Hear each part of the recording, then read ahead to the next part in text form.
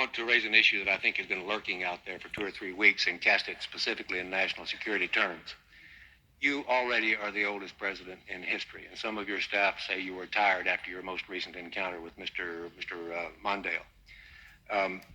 I recall yet that President Kennedy had to go for days on end with very little sleep during the Cuba Missile Crisis. Is there any doubt in your mind that you would be able to function in such circumstances? Not at all, Mr. Truitt, and I want you to know that also I will not make age an issue of this campaign. I am not going to exploit for political purposes my opponent's youth and inexperience.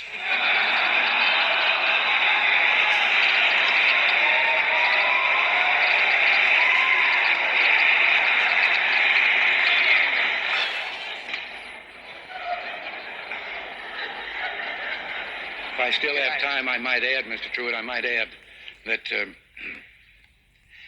it was Seneca or it was Cicero, I don't know which, that said, if it was not for the elders correcting the mistakes of the young, there would be no state. Mr. President, I'd like to head for the fence and try to catch that one before it goes over, but I'll go on to another question.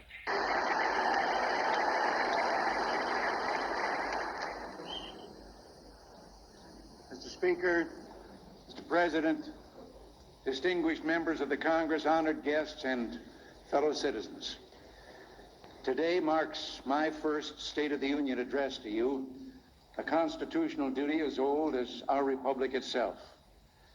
President Washington began this tradition in 1790 after reminding the nation that the destiny of self-government and the preservation of the sacred fire of liberty is finally staked on the experiment entrusted to the hands of the American people.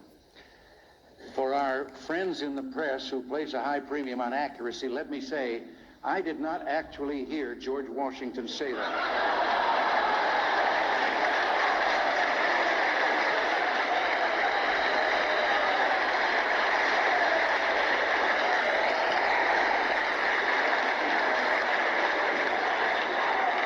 But it is a matter of historic record. On our way here in Air Force One, I was looking down over your countryside out here because most of the way from Oklahoma, I was looking down at clouds. And I could say that it reminded me of a story, but actually I wanted to tell the story whether anything reminded me or not. It was about a fella that was driving down a country road, and all of a sudden I looked out, and there beside him was a chicken. He was doing about 45, and the chicken was running alongside. So he stepped on the gas, he got it up to about 60, and the chicken caught up with him and was right beside him again. And then he thought, as he was looking at him, that the chicken had 3 legs. But before he could really make up his mind for sure, the chicken took off out in front of him at 60 miles an hour, turned down a lane into a barnyard. Well, he made a quick turn and went down into the barnyard, too, and there was a farmer standing there. And he asked him, he said, did a chicken come past you? And he said, yeah. Well, he said, am I crazy, or did the chicken have 3 legs? He says, yeah, it's mine. He says, I breed 3-legged chickens. And the fellow said, for heaven's sakes, why? Well, he says, I like the drumstick, Ma likes the drumstick, and now the kid likes the drumstick, and we just got tired of fighting for him. And the driver said, well, how does it taste? He says, I don't know. I've never been able to catch one.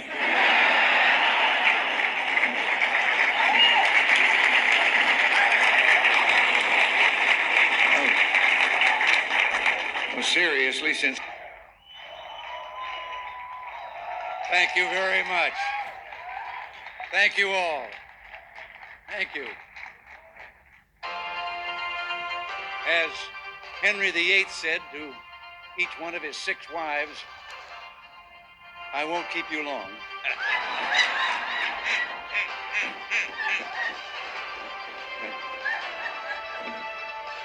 I spoke of the difference between our 2 countries.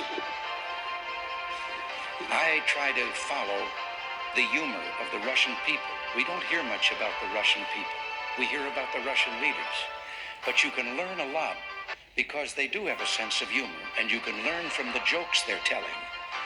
And one of the most recent jokes I found kind of, well, personally interesting. Maybe you might tell you something about their country.